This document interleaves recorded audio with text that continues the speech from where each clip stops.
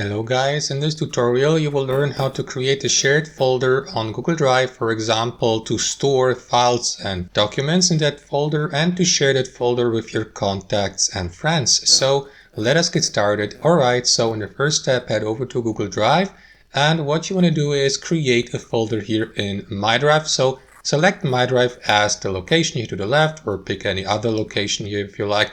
So I'm going to use My Drive for that. Right click on it and select New Folder. Alternately, use the shortcut Alt-C then F. Give your folder a name, so let me name it, for instance, Shared Folder 2. Confirm by clicking on Create here.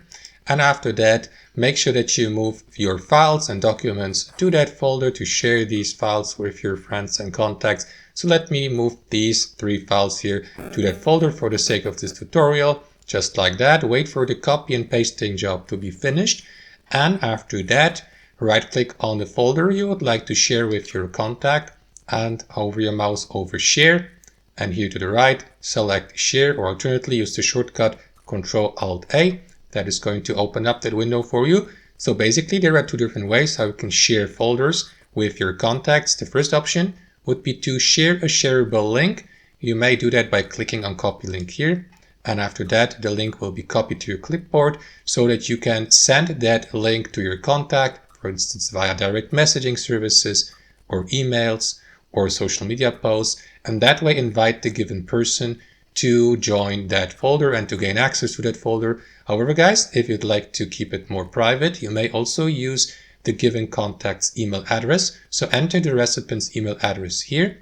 And after that, make sure that you assign a role to that contact, for instance, editor or viewer, depending on which permissions you would like to grant the given person. And that's basically it. After that, click on send here. You may also choose to notify the person by selecting that option here. And if that's the case, the given person will receive an email invitation to access your shared folder.